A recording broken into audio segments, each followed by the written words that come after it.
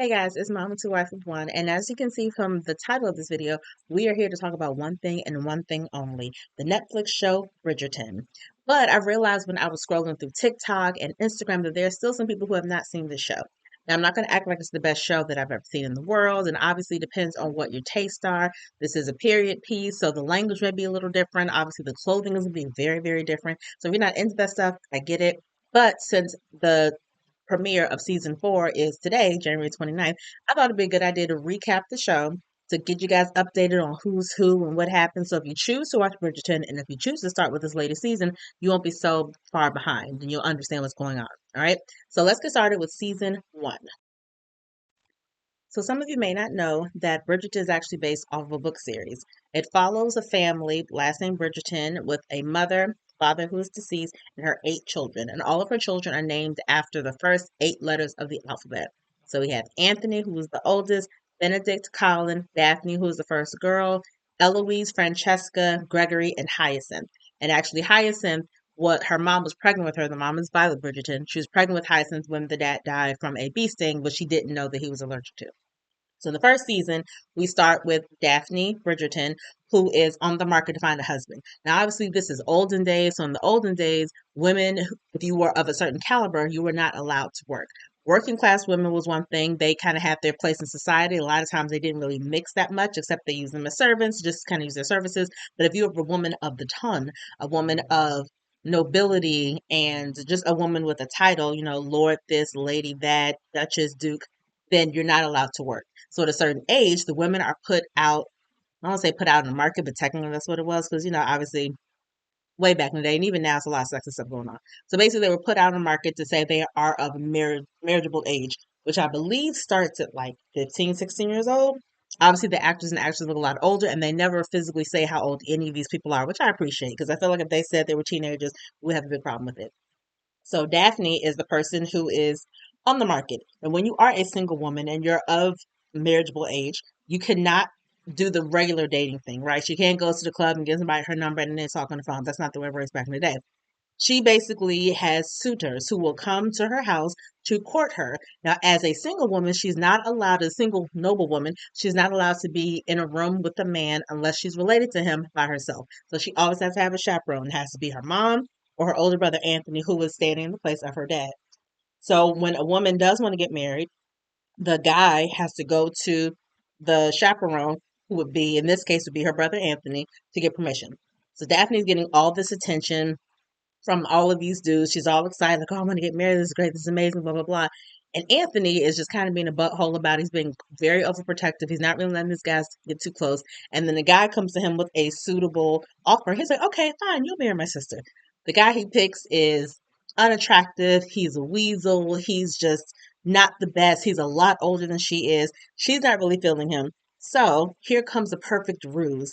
Instead of marrying this guy, she is going to make everyone think she is being courted by Lord, no, not Lord, what's his name? Duke of Hastings. This fine black dude I ain't never seen before a day in my life. Neither here nor there. And Duke of Hastings, what he gets out of the deal is if I start dating you or people think that I am courting you, then all of these mothers out here who are trying to marry off their daughters won't be all up in my face because I'm a Duke and I got money. So cool, we're going to do each other's favor. I'll pretend to date you. And while I pretend to date you, since I am a Duke, you're going to get more eligible guys trying to holler at you while I get these women off my back. So they decide to get together and pretend to date. And this very familiar trope of, oh, let's pretend to do something. And in the midst, we'll fall in love with each other. That's pretty much what happens in season 1. They do fall in love. Everything's great. Yay. They have a bunch of personal demons as well. We're not going to get into that. But the main plot of season 1 is that these two people get together, fall in love, heal each other.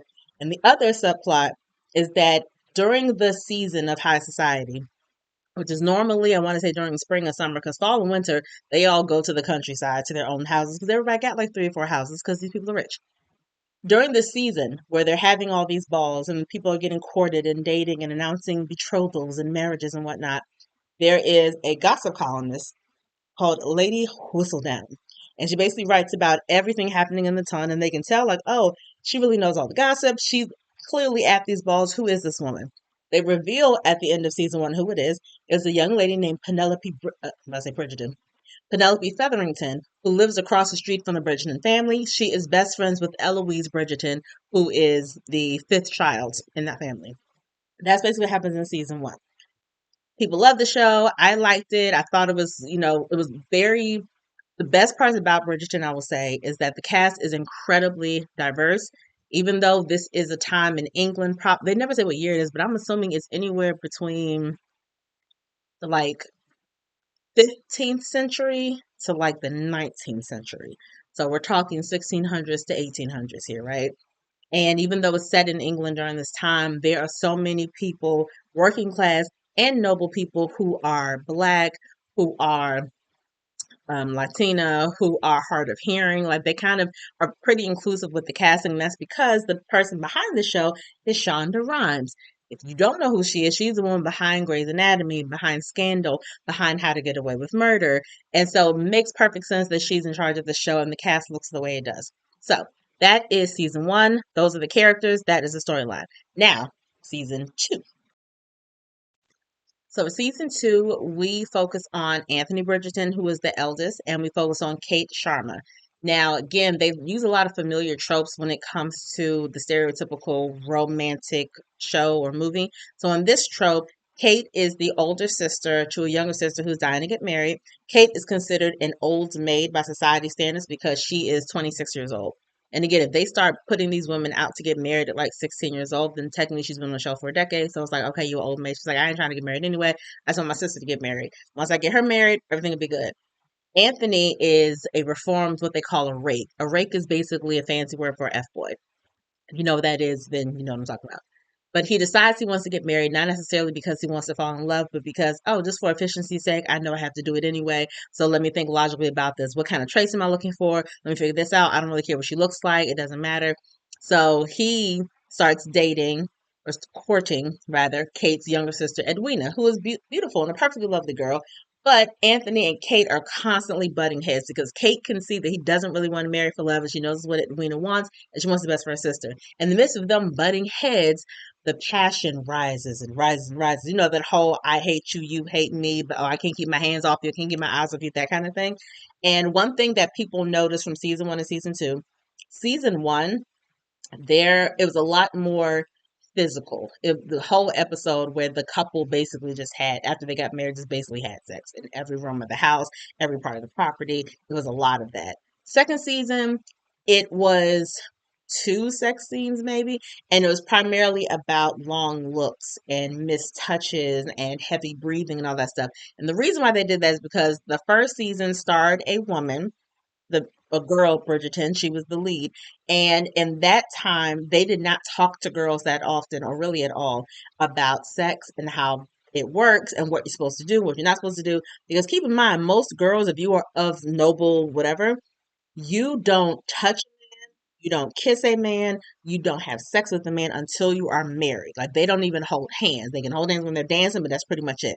So she's done nothing. So I think because of that, because she was the lead, we're seeing from her perspective how she's discovering her body and discovering what she likes. Whereas Anthony, who was the lead for the second season, again, a reformed F-boy slash rake, he has done plenty of things and have plenty of sex. We saw him have plenty of sex in the first season. So it's like there's no need to have so much sex with him because this is old hat for him. It's not like a big deal for him. So I think that's why they did it that way, which I'm perfectly fine with.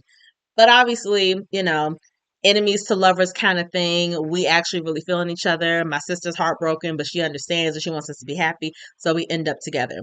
Meanwhile, when it comes to the whole Lady Whistledown thing, Penelope has kept this hidden from everybody. She has a lot of money behind this, but all of a sudden, cracks are forming in the armor, and people are starting to get a little wiser to who she is. A couple people. Her best friend, Eloise, eventually finds out, and obviously she feels incredibly betrayed. And she's like, I don't want to talk to you ever again. We're no longer friends, and essentially breaks up the friendship. And that's how season two ends. And I will say this, Penelope is probably one of my favorite characters, probably because I'm a writer, so I can appreciate it. But the reason why she's able to be such a good gossip person or a gossip columnist, if you will, is because she has become a celebrated wallflower. She's a little overweight. Her mother puts her in these garish looking colors. She has bright red hair. Her whole family does. Her sisters and her mom. But their color schemes all like yellows and pinks. Penelope hates all that, but she's like, All right, I gotta do what I'm supposed to do. And she wants to get married, but she's very nervous talking to guys, and guys don't really approach her to dance with her. And so she's just like always against the wall, essentially. That's how she hears everybody gossiping about everything. So that's what makes her successful. So there's a debate on who is right between Eloise and Penelope when it comes to Penelope keeping that secret, who they're kind of on the side of. I don't know, it didn't really matter to me, but it made for good drama. And sometimes, as friends, especially as female friends, sometimes you go through a growth period and you guys have to take a little break and then eventually come back together, hopefully. So, season three. Actually, before I get to season three, think after season two, they did a spinoff called Queen Charlotte. Now, in this world, they have the Queen of England or London or whatever. Her name is Queen Charlotte, married to King George. Now, told you this is based off a book series. In the books, there is no character of the Queen. So, her and her quirks and her personality, all of that was created for this show, which I love. And she's a black queen as well. Love that even more. So Queen Charlotte is a spinoff and is basically talking about how she came from, I want to say Germany when she was younger, because this king sent for her and wanted her to be his wife. I think they never laid eyes on each other, but basically a deal was struck by the two countries of her, bringing the two countries together by her marrying this guy. And it was I will say, out of all the shows in the Bridgerton universe, Queen Charlotte was probably the most emotional. So if you're someone who just gets touched by love and by misunderstanding and by just really needing someone. And this isn't just from a romantic standpoint. This is needing someone and really needing to protect them as well. Like, it was a lot of emotions, and I cried a lot during Queen Charlotte. It's like, it was beautifully done. Either way, she gets married to this guy. And what I do like, and they did something similar so far, what I've seen in season four, is that they have the first episode told completely from Queen Charlotte's point of view. I think the first maybe two episodes. And then the next couple episodes, they're showing the same events, kind of sort of, but from King George's perspective. So I really liked that. I thought that was very interesting to shoot it in that way. But essentially, she gets married to this man, does not know him. They don't consummate the wedding, the marriage on the first night. And he goes back to like a different house and doesn't sleep in the same bed with her. They're apart for a while and you don't really find out why, but you figure out he has some kind of mental incapacity. And they don't really say what it is because, again, at this point in time, during this time period, they misdiagnosed a lot of stuff.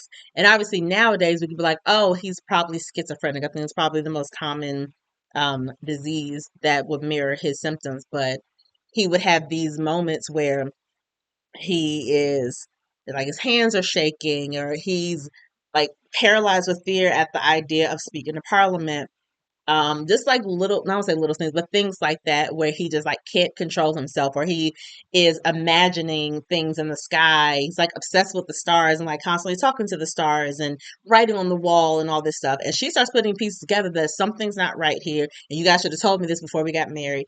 And they go from the time of when they first started getting together to the present time of the queen with all of her children and trying to get one of her children pregnant, trying to get some of her sons married to have babies because I guess her grandchild, lone grandchild passed away and she wants to make sure that the line continues. So all her kids see is you don't even care about how we're doing. You don't care that some of your daughters have had miscarriages. All you care about is the crown and blah blah blah.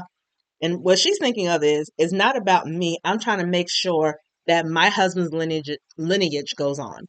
She is very throughout the whole season. You can tell that this woman is so incredibly dedicated to her husband, to his reputation, and again to building his lineage to the point where she's kind of neglected her children because her husband takes up so much of her energy. And in present day, they don't sleep in the same room. You never ever see the king. Like you saw him a couple times in the first and second season of Bridgerton, where it would just be quick glimpses, but you could tell like something wasn't right there. But she never discussed it, never talked about it. She's incredibly, incredibly overprotective of her husband. So in Queen Charlotte, you get to see a lot of that. You get to see her supporting him and loving him, understanding that she can't necessarily fix him, but she has fallen so deeply in love with this man, and she's like, "I got you. We'll ride or die." And to the present day, she is. And also in Queen Charlotte, you see a young Lady Danbury. I haven't even mentioned her. She is a black woman on the show, completely phenomenal. She's a widow and she has kids, but they've all moved away. And you just see her being this like really bad chick. She's best friends with the queen. When the queen became the queen, that's when a lot of black people who lived in that area suddenly got titles of being lord and lady and duke and duchess and all this stuff because they're like, oh, the king has married one of us. Okay, now we can finally like have titles. And she invited Lady Danbury to be part of her court, and they've been really close friends ever since. And so we get to see the origin story of Lady Danbury and her being married to this really old, nasty man, and her just becoming this really self-controlled and confident and phenomenal woman that she is on Bridgerton. So seeing that part of the story was really cool as well. And seeing the friendship that Lady Danbury has with Violet Bridgerton, who is the matriarch of the Bridgerton family, was really cool too. So Queen Charlotte was great. I think that came out after season 2. Now we're on to season 3. Okay, so season 3 stars Colin Bridgerton and Penelope Featherington. Penelope and Eloise have been best friends, but they're not talking to each other at the end of season 2. So Penelope decides, you know what? I Both of my sisters are married. She really wants to get married, and she always has. She's like, I gotta change some stuff up. I'm gonna let go of this yellow and this pink that my mother keeps putting me in. She starts wearing beautiful shades of green and blue that really complement her, doesn't complement her bright red hair. And she just starts kind of feeling herself and stepping into her role as, okay, I'm officially on the marriage mark. This is what I want. But again, she's very awkward and shy when it comes to talking with the other guys. So Colin decides, as a good friend that he is, I'm going to coach you. Because charm, what do you say? He says, charm can be taught. So he wants to teach her how to just relax and to be herself around these guys. So in doing so, she finally gets a suitor who seems right up her alley. He really likes her. But Colin starts thinking, oh, wait a minute, now I'm looking at Penelope. He finds out that she's Lady Whistledown. He gets incredibly jealous and scared for her because she's talked smack pretty much about everybody in the town. And they end up getting married, having, sex or whatever, having a baby at the end. But I think that the third season is about Colin discovering who he is and Penelope and becoming comfortable, I guess, with who Penelope is, because Penelope has always been very sure of who she is when it comes to the whole Lady Whistledown thing. So I think her confidence helps Colin to be more confident about who he is and what his place is in society. Because I kind of understand that as the third child, I won't say there's nothing spectacular about you, but in a family that big, you are constantly trying to figure out what is my place in this family? Am I the jokester? I'm not the oldest. I'm not the only boy. I'm not the first girl. I'm not the youngest. So like, what exactly do I have that makes me stand out? And he like travels a lot and he likes to write, and that's kind of it. But and I felt like also for the first 2 seasons, we didn't get a lot of his personality. So it was kind of nice to see more of his personality this time around. I thought the third season was fine. It wasn't my favorite, but I did enjoy it. And so now we are at season 4, which premiered today. Part 1 premiered today. So only 4 episodes. And another 4 episodes are going to show, I want to say, in February. I have it marked in my calendar somewhere because I'm just that excited to see it. But that's pretty much what Bridgerton is about. I would say, I said Penelope is my favorite character. Lady Danbury is probably higher than Penelope is, just because she is so self-assured.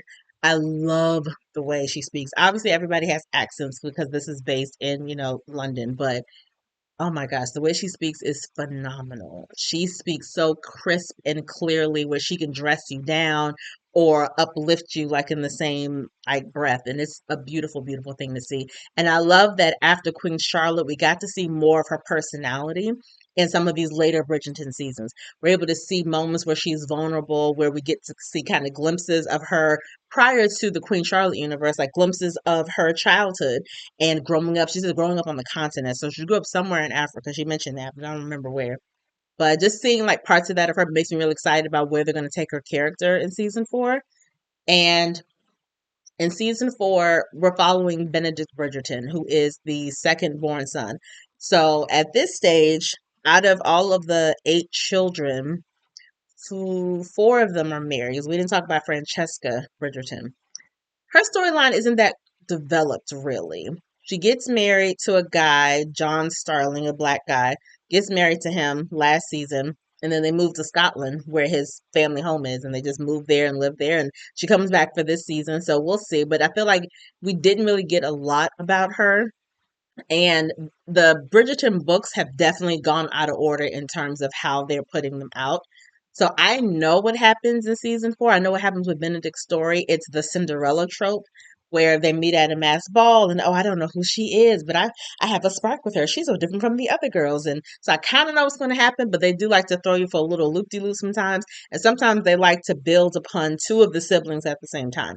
So I don't know if we'll have that, but we'll see. So I've already watched the first episode. I'm trying really hard to exercise self-control and only watch one episode a day so that I can do a true reaction video for each individual episode.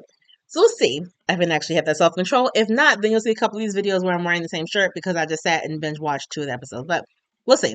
But the next video will come out sometime in the next few days, all about episode 1 of season 4. But I hope you guys enjoyed this video. And again, if you have not seen Bridgerton, feel free to watch this video first and then start watching season 4. Or you can go back and watch the whole thing if you have time. If you're on the East Coast like me, you may have been snowed in all week, so maybe you have nothing but time.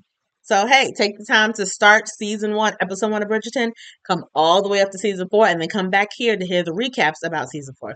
So thanks, guys, and I will see you soon. Peace.